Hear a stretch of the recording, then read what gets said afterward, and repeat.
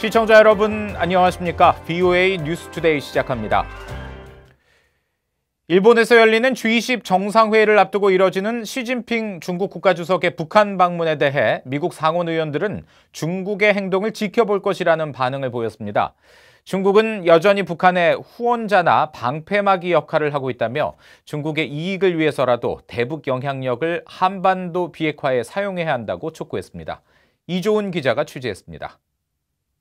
상원 외교위원회 동아태 소위원장인 코리 가드너 공화당 의원은 시진핑 주석의 북한 방문으로 인한 추가 대북 압박 완화를 우려했습니다. 중국은 북한의 오랜 후원자 또는 방패막이로 지난 수십 년 동안 북한의 악랄한 행동을 단속하지 않았다는 겁니다. I am concerned that this will be a chance for President Xi to lift up pressure even more than they have, and I hope that the U.S. expresses to China the need to continued enforcement of United Nations Security Council resolutions, continued maximum pressure, and to not allow Kim Jong-un to get away with a nuclear program. 외교위 민주당 간사인 반 메넨데즈 의원은 시진핑 주석의 이번 방북을 북한에 대한 잠재적 영향력을 지속하기 위한 움직임으로 풀이했습니다. 하지만 교착 상태에 빠진 미북 비핵화 협상 진전에 도움이 되진 않을 것으로 내다봤습니다. If in fact he wants to use that influence for trade concessions, he'd have to show that in fact we could denuclearize the Korean Peninsula. And I just don't think that China's willing to use their political capital to do that. 린지 그레이엄 공화당 상원 의원은 시진핑 주석의 이번 방북과 미국과의 무역 분쟁을 연계하는 시각을 경계했습니다.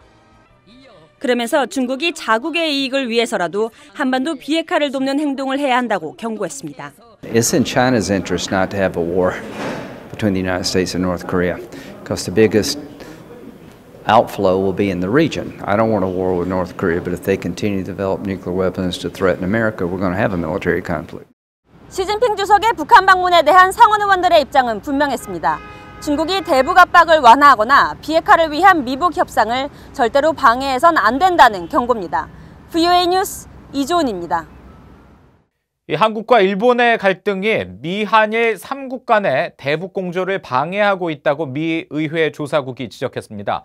또 트럼프 대통령이 북한과 외교를 추구하면서 미국과 한국, 일본의 다른 대북 접근법이 드러났다고 분석했습니다.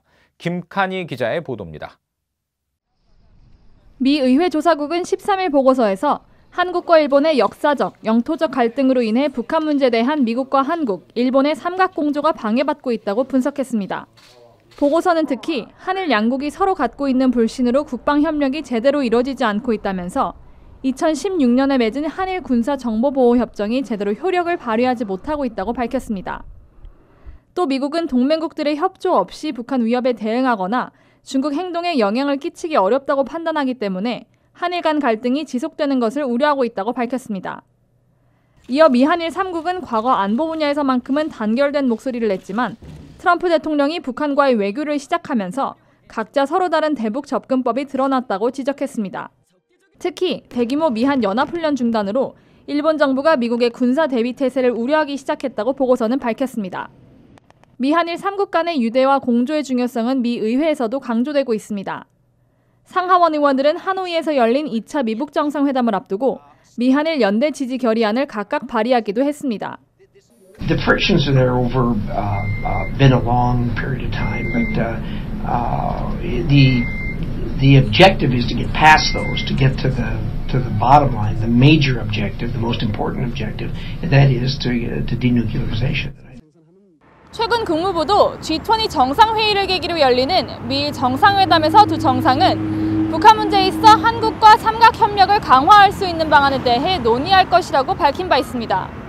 VOA 뉴스 김칸입니다. 국제민간항공기구가 북한이 희망했던 항로 개설 작업을 위한 조사를 1년 연기했다는 일부 언론의 보도를 VOA에 공식 확인했습니다. 이런 가운데 일본 정부는 불법 환적이 의심되는 북한 선박을 또다시 포착해 유엔에 통보했습니다. 오택성 기자가 취재했습니다. 유엔사나 국제민간항공기구 이카오는 북한의 신규 항공로 개설을 위한 일정을 묻는 VOA의 질문에 해당 조사와 기술 지원 등이 대북 제재에 저촉될 것을 우려해 연기하기로 결정했다고 밝혔습니다. 북한은 지난해 2월 이카오에 신규 항공로 개설을 요청했고 이카오는 지난 5월 담당자들을 평양으로 파견해 북한 측과 회의를 갖고 개설 작업을 협의해왔습니다.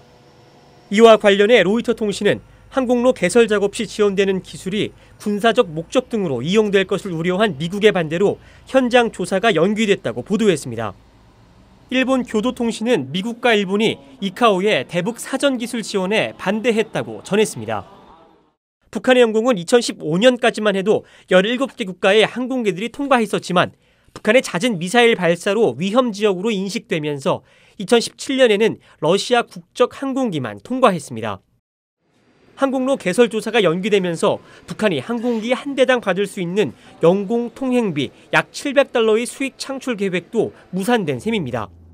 For years, the North Koreans have made a couple $1 million a year, maybe as much as $10 million on overflight revenues. But with the sanctions, you're not supposed to provide North Korea money in that way.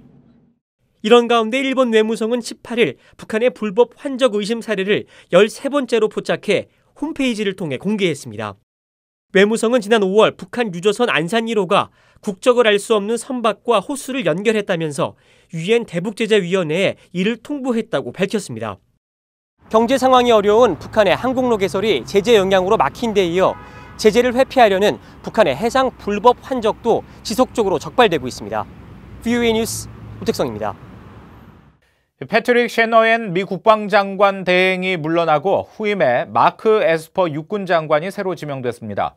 도널드 트럼프 대통령은 18일 트위터를 통해 훌륭하게 업무해온 셰너엔 대행이 가족과 더 많은 시간을 보내기 위해 인준 절차를 진행하지 않기로 결정했다면서 새로운 국방장관 대행으로 마크 에스퍼 육군 장관을 지명할 것이라고 밝혔습니다. 군수업체 레이시온의 부사장 출신인 에스퍼 지명자는 2017년 11월부터 육군성 장관을 지냈으며 최근 미국의 대북 외교와 관련해 군의 역할은 정부의 외교적 노력을 돕기 위해 노력하는 것이라고 밝힌 바 있습니다.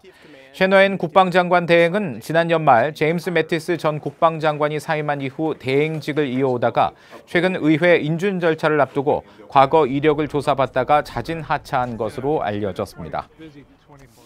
중국과 러시아가 북한에 대한 추가 정제유 공급을 중단해달라는 미국의 요구에 제동을 건 것으로 전해졌습니다.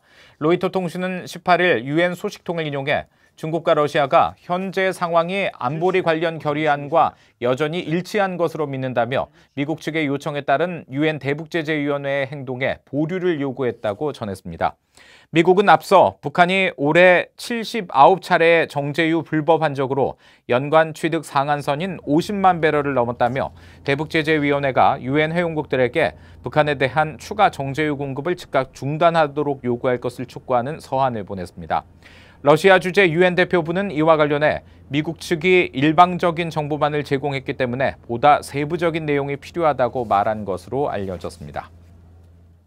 올해 4월 북한의 중국 수출액이 2천만 달러를 넘겨 제재가 본격 가동된 이후 최대치를 기록한 것으로 나타났습니다. 국제무역센터의 수출입 현황 자료에 따르면 이 기간 북한은 2,226만 5천 달러어치의 물품을 중국으로 수출했는데 이는 지난 2017년 12월 유엔 안보리 대북제재 결의 2397호의 유예 기간이 끝난 지난해 2월 이후 가장 많은 규모입니다. 북한의 제재 품목인 섬유 제품이나 석탄, 광물 대신 주문자 생산 방식의 손목시계를 중국에 가장 많이 수출한 것으로 나타났습니다. 북한의 대중 수출액은 제재가 본격화하기 전에는 매달 2억 달러대로 지금보다 최대 10배 많았습니다. 이 한국과 북한 인구의 기대 수명 격차가 11살로 더 벌어졌다고 유엔이 밝혔습니다. 유엔 경제사회국은 17일 발표한 2019 세계 인구 전망 보고서에서 2015년부터 2020년 기준으로 북한의 기대 수명은 72세로 83세인 한국보다 11살 더 짧다고 밝혔습니다. 2년 전 같은 보고서에서 남북한의 기대 수명 격차는 북한 71세, 한국은 81세로 10살 차이가 났습니다. 북한의 인구는 올해 2,566만 6천 명으로 2년 전보다 17만 5천 명이 증가했으며 2030년에는 98만 5천 명이 더 늘어날 것으로 유엔은 내다봤습니다. 반면 한국은 2017년 5,098만 2천 명에서 올해는 24만 3천 명이 증가했지만 2030년에는 7만 3천 명이 감소하고 2050년에는 4,683만 명으로 크게 줄어들 것으로 전망했습니다. 이상으로 VOA 뉴스투데이 마칩니다. 함께해 주신 여러분 고맙습니다.